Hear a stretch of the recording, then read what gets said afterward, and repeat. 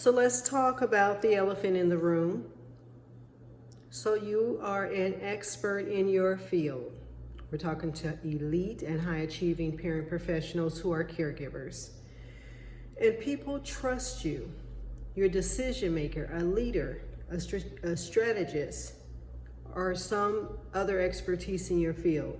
And yet, when it comes to helping your child thrive who has a rare condition, disabling condition, or going through a medical crisis, you sometimes feel completely unequipped. You might freeze at meetings, second guess your voice in advocating, or you might ask yourself, why can I lead an entire team at work, but I cannot advocate for my child? That is the elephant in the room that we're going to talk about today. And I have my notes over here. So here's the truth. Being brilliant in your career does not mean you're supposed to have all the answers as a caregiver. This is a different kind of leadership. It's raw, it's personal, and it's emotional. And it doesn't come with a training manual or a policy guide. But what you do have are transferable skills, knowledge, and experience that you can lean into from your career when it comes to advocating for your child. And we're going to talk about that in a minute. But I want to address, how do you combat the guilt and the shame that shows up because you're an expert, you're a professional, and you don't have all the answers? So we're going to name what you're going through. Guilt. Guilt thrives in silence. So we're going to do some reframing exercises. So let's say it out loud. Say it with me. I feel like I should know what to do. And you probably tell yourself that all the time anyway. But now we're going to reframe it with, but it's okay because I don't always have the answers. So let's say it again because I kind of messed it up. I feel like I should know what to do, but I don't, and that's okay. And just rest in that. Another exercise we're going to do is we're going to reframe it. You're not failing, but you're being stretched. And being a high achieving parent, being an elite parent, you've achieved a lot. You might feel like a failure. And so tell yourself in the reframing that I am not failing, but I am being stretched. That same voice that closes deals, diagnose symptoms as a doctor, or lead operations is the voice your child still needs. You're just repurposing it. Now, the third reframing is equip it. You don't need more pressure. You need a framework, a system that works. That is exactly why Live Your Reinvention was created by me, to help high-level parents, elite parents like you, to reset the noise, to rebuild your identity, and to reclaim your leadership, and finally, redefine your impact. So it's not just with your child, but you were made for a purpose to impact your community. So you don't have to keep carrying quiet shame behind your professional title. Because you can actually be both a powerful leader and a present, purpose-led caregiver. Don't you just love that? And I'm going to show you how. This isn't the end of your success story. It's the beginning of a reinvented one. So again, if you want to get on the wait list for my Live Your Reinvention live event that's coming up in 2025, I don't have a date yet, but I'm working on it. Hit the link, there should be a link on my Instagram and even on YouTube where you can go there and get on the wait list to be the first to find the details out about that live event. Okay.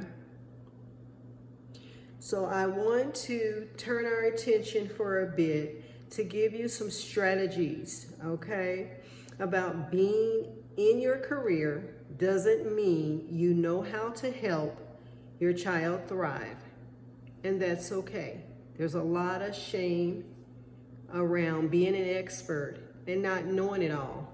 I remember when my child was first diagnosed, the doctors, it's a rare condition, trisomy 8 mosaic, the doctors didn't even know, but yet I had a lot of family and friends that asked, what's going on, what's going on? And I believe it was out of a sense of care and concern, but I honestly didn't know what to tell them because it was a rare condition and the doctors didn't even know. So it was really a waiting game. And so not having all the answers can create frustration and can create problems in relationships sometimes because people think you just don't want to tell them, and that's not always the case. So now, let's see.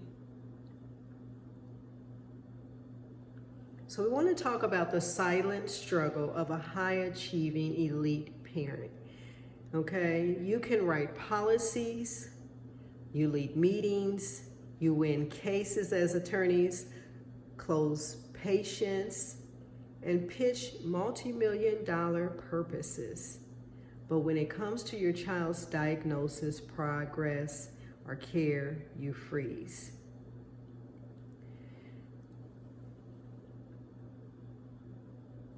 The truth is, being a top performer professionally doesn't automatically make you feel equipped to handle advocacy and caregiving. It's a different emotional and mental weight. So when guilt shows up and you don't know what to do, I'm going to help you with that, okay? First, I want you to know that you're not failing. You're navigating a space that you have never been trained for. So that should make sense to you. But yet you are showing up anyway. That's called leadership. And you've taken the first step to continue to show up for your child. So that's huge. So I'm getting ready to go to the whiteboard where I'm going to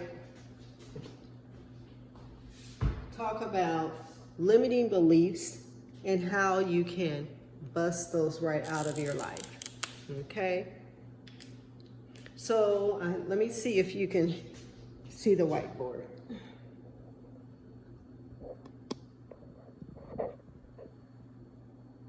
Okay. All right, I think we got it.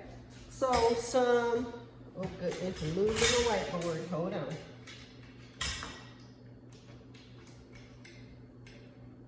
Okay, so some common limiting beliefs. I'm gonna write on here,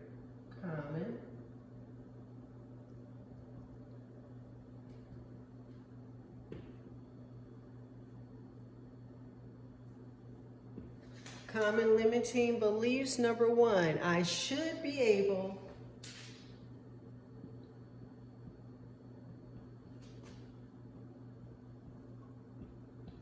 to figure it out on my own. Okay, caregiving is difficult enough. You want to be able to get into a support group to help you. You do not have to long ranger it alone. The next limiting belief is, I've never failed like this before. And being a professional, mastering at the elite and high achieving level, you will feel like a failure because you've achieved so much and this seems so hard and it can be frustrating. So the last limiting belief that I want to address is, if I can't fix it, who will? Okay? And so instead we sit in our frustration and our child doesn't thrive. But yet we go to work and we are masters at our career. What I want you to know, I have a strategy for you that's going to be mind-blowing. But it's simple, and I love it. So I want to share that with you. So we'll go over this one more time. Common limiting beliefs. A lot of days you may think, I should be able to figure it out on my own. You did not receive a manual, policy guidelines, nothing like that. So this statement is not true. I never failed like this before. And you have actually failed at things, but this is more emotional because it's your child. And so you would feel like a failure at times, but of course this is not true either. So you are not failing. You're showing up as a leader, and now we're going to get some strategies to help you. If I can't fix it, who will? It can be fixed. I'm going to again give you some strategies. So this is not true. So I'm going to erase this here. And we're going to get into these strategies right now. All right, let me bring my notes up here. So on the strategies that we were just, let's see. So here we're doing some reframing. So we're going to reframe the shame, okay? Reframe the shame. Okay? And instead of I should know how to do this, now here's what we don't want to do. I should know how to do this, right? How condescending is that? I should know how to do this. Okay? It's almost self-fulfilling. You're going to fail. 2, we're going to reframe this. This is the language that we should be using. Okay? This is unfamiliar to me.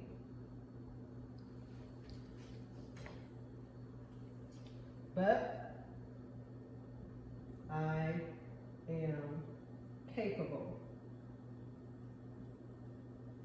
of learning.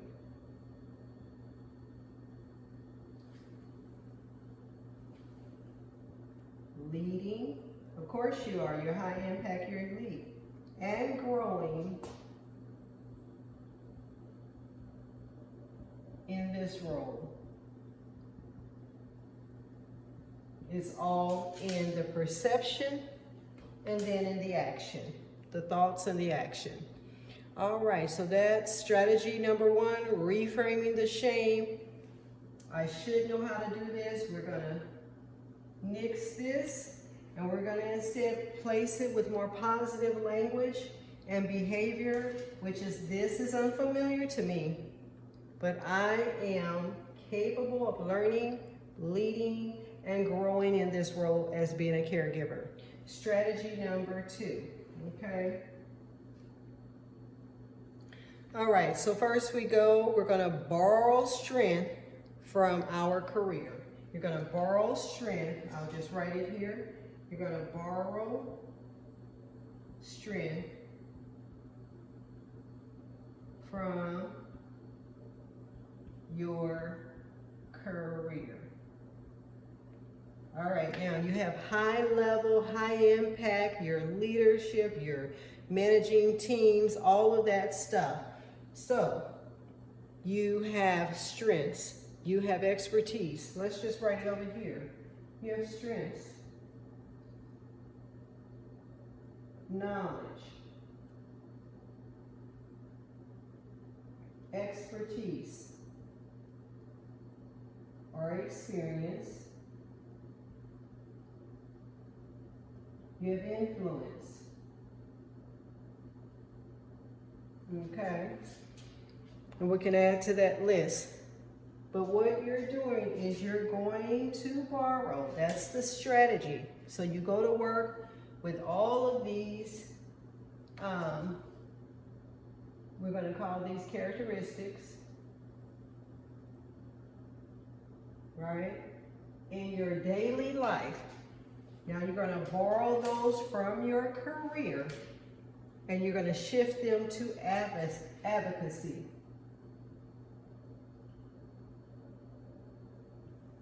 Which will make you a powerful advocate. So, for example, we have strategic thinking.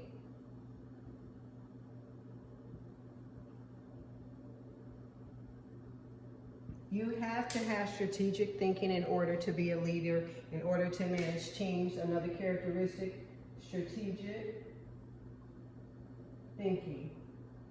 And a lot of times you're in your career and at work, you use strategic thinking every day to get things done. Okay, but when you shift that from those characteristics from your career to advocacy, and in strategic thinking for advocacy, it could be an example of coordinating multiple therapies.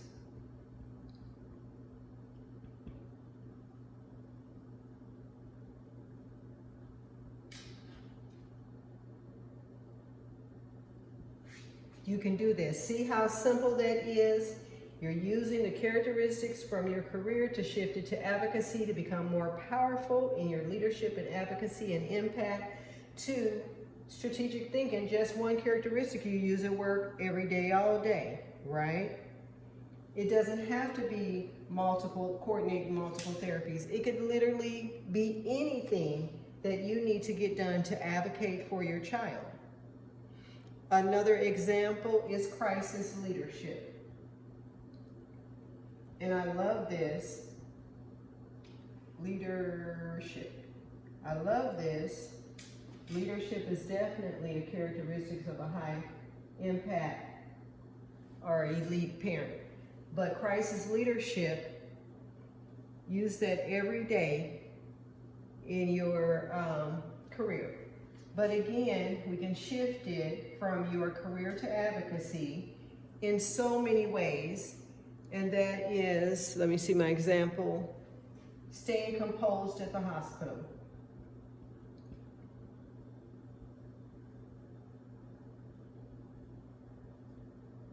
I experienced this in May of 22 when my daughter went in for a simple procedure. 40 minutes later, I was summoned by the doctor to say that she was on life support. And so, yes, I wanted to lose it, but I knew that wasn't going to help me. But staying composed at the hospital, leadership, crisis management. It doesn't have to be this. Your child might be having a meltdown. Having that crisis leadership in you to be grounded in the middle of a medical crisis. All right, our third strategy.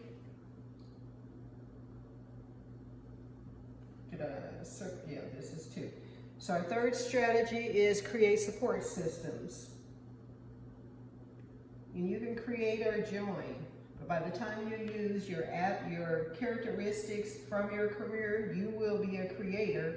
But you can also join, because sometimes you don't have the time, but you can support groups.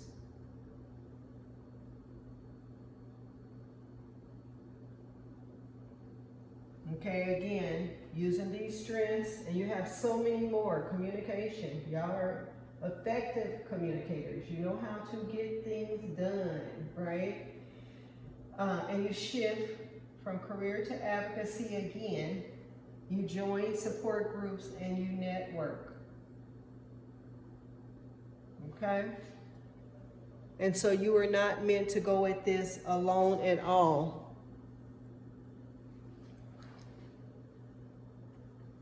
You don't need to carry the mental load, self-doubt, and silence just because you wear a professional title. You don't need to carry shame and grief because you don't have all the answers. There's a way to get all the answers, and that's what I wanted to bring to you today. Live Your Reinvention is coming in 2025. There's going to be a link for you to get on the wait list because it's coming to help you. I'm with you on this journey.